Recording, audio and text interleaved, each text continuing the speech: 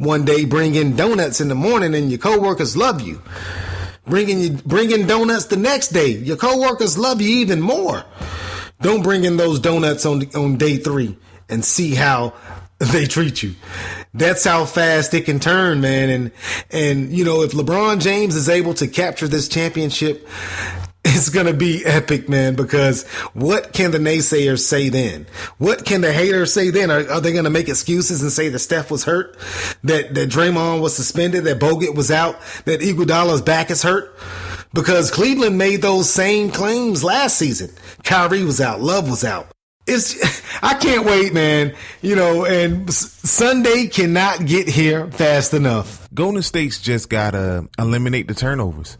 That's all they have to do. If they can stop making idiotic passes in traffic, if they can stop trying to make home run passes with defenders extremely close, if they can eliminate those careless mistakes, those unforced errors, they've got a chance.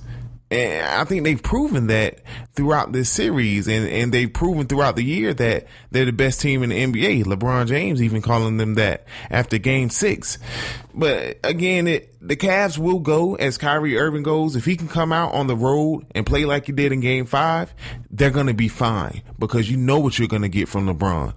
You know, so if Kyrie Irving can do his thing, Kevin Love can find his spots, be involved on offensive boards, defensive boards, and hit his jumper when given the opportunity. Tristan Thompson, who has been a savage on the boards this entire series, if they can just continue to have that same formula they've had for the past 2 games, they're going to be all right in game 7. The only problem is they're playing a team that can erase leads like it's nothing.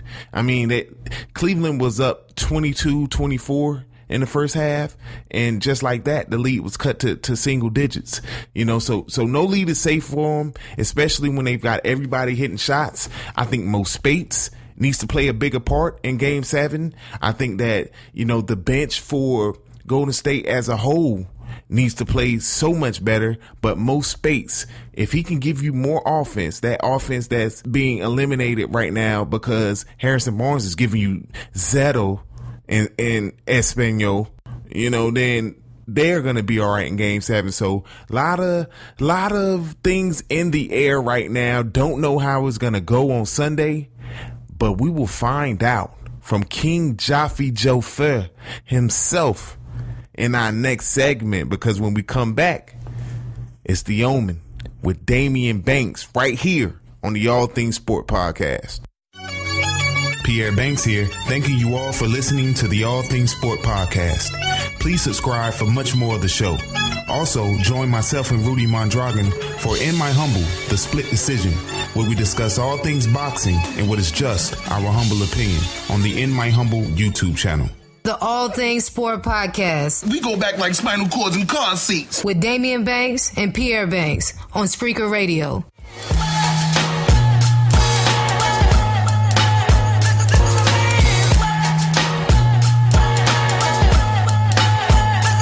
And we are back with the All Things Sport Podcast. I'm Pierre Banks, and of course he is Daimeon Banks.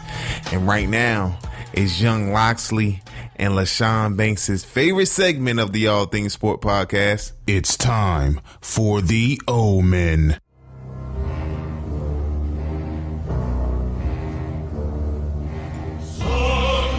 And this week, with the return of The Omen, the great Jaffe Jofer will predict for us whom will win Game 7 and whom will be the NBA champions of the 2015-2016 season. Daimeon, you're up, my friend. It is I, King Jaffe Jofer. To His Majesty King Jaffe Joffer, the Royal Palace, Zamunda. Back to give the people what they want. I am the royal ruler of Zamunda. What I say goes. Now, before I get into my prediction for Game 7 of the NBA Finals, let me first start by saying, people, conspiracy theorists, the series is not, and I repeat, it is not rigged. Why would you rig the NBA Finals? It was 3-1 Golden State. You can't rig the last 2 games. If it's rigged, there is a computer chip in the basketball that makes Golden State's jump shots miss and makes Cleveland's jump shots go in. It's not rigged. You can't rig sports, man. Don't mess up sports. Man messes up a lot of things on this earth.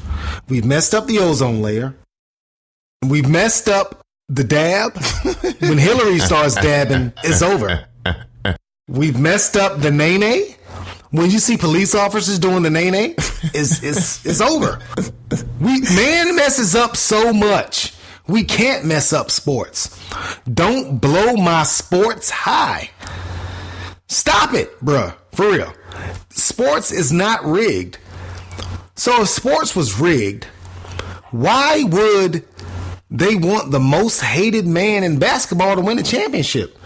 Wouldn't they want their beloved Steph Curry to win the championship? Think about it. How can it be rigged? I don't know, man. But I digress. Getting back to my prediction for Game 7 of the NBA Finals. I'm going out on a limb. Actually, I'm not even going out on a limb. I've said this from the beginning of the season all the way through the playoffs. You know who I'm rolling with.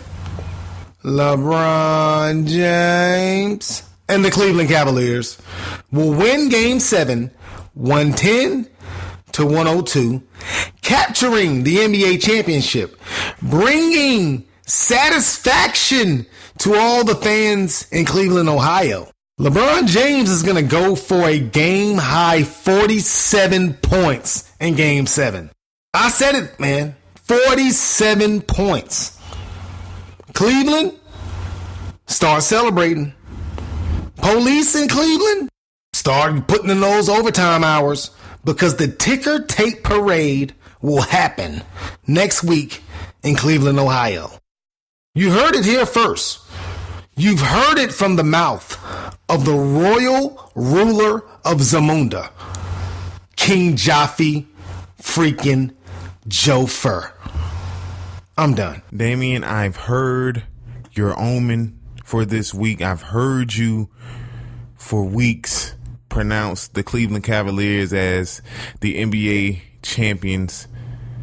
And I just got to say one thing. Hated it. I don't see it happening in Game 7, man. The Golden State Warriors are at home.